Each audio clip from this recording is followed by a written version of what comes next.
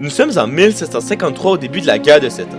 Le conflit oppose la Grande-Bretagne, la Prusse et Hanovre à la France, à l'Autriche, la Suède, la Saxe, la Russie et l'Espagne.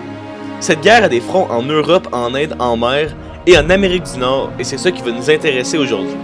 De nombreuses batailles eurent lieu en Amérique entre 1753 et 1759 entre les Français et les Anglais.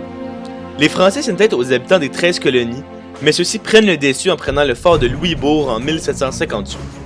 Cependant, le sort de Français était inévitable étant donné l'immense territoire à défendre et le ridicule nombre de soldats comparé à la puissante Angleterre. Bon, révisons le plan de dernière fois, mon cher Donald MacDonald. Oui, Monsieur Wolfe. Les corps de Français s'attendent à ce qu'on attaque par le port. Ils vont par conséquent y concentrer la majorité de leurs troupes. Nous allons donc les prendre par surprise en attaquant depuis les plaines d'Abraham. Mais comment allons-nous faire? Avez-vous d'autres choses à nous dire? Inquiétez-vous pas, vous allez comprendre au fur et à mesure. Allons vers Québec. Allons-y. Les Anglais naviguèrent sur le fleuve avec des barques pour rejoindre Québec et accostèrent à l'Anse-au-Foulon. Ah, nous voici enfin arrivés. Êtes-vous sûr que c'est vraiment ici? Je ne vois personne.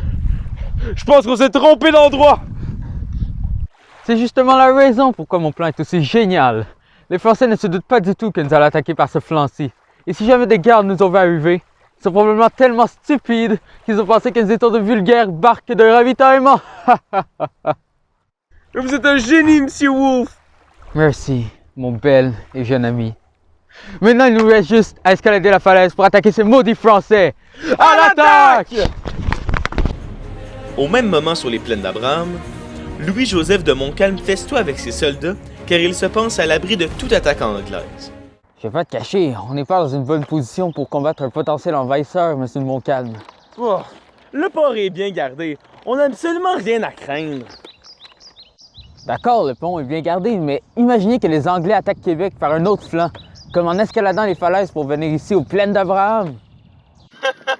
C'est impossible, voyons, la pente est bien trop à pic pour ça.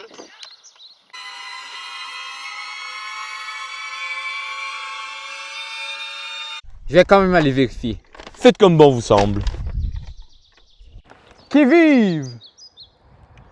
Français. Ah, ok. Comment ont-ils pu aussi facilement tomber dans notre piège? Voilà une autre preuve de la supériorité britannique. Vous avez bien raison, Monsieur Wolfe. Qu'allons-nous faire maintenant? Il est temps, mon cher Donald, de faire tomber Québec. Et puis? Ah, des Français sont en train d'escalader la falaise. Ah, ce n'est pas très grave alors.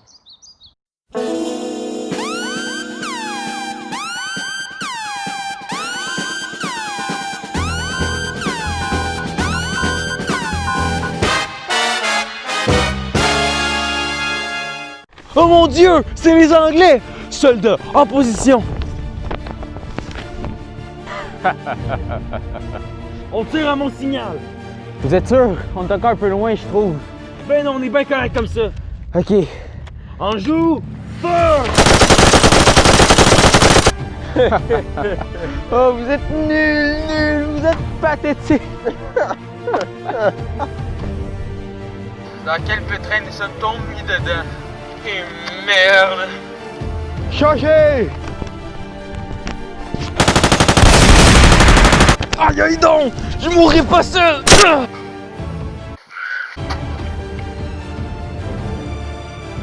Sacrés Français, ils seront toujours sournois jusqu'à la fin. Monsieur Wolfe!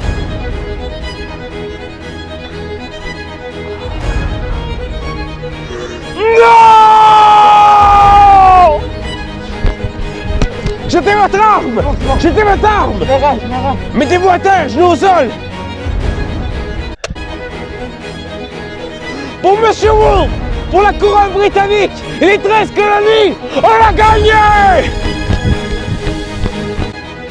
Québec fut ainsi rendu aux Britanniques le 18 septembre 1759. Ensuite, Montréal se rendit à son tour le 8 septembre 1760. La Nouvelle-France vécut un régime militaire strict jusqu'à la signature du traité de Paris en 1763 qui officialisa la fin de la guerre de 7 ans. La France cédait son territoire en Amérique du Nord aux Anglais afin de conserver ses terres dans les Antilles qui étaient plus rentables. Le territoire des francophones en Amérique du Nord fut contraint aux terres près du Saint-Laurent et nommé Province of Quebec. Une proclamation royale fut décrétée dans le nouveau territoire de l'Empire britannique, et le but de celle-ci était d'assimiler les habitants des rives du Saint-Laurent.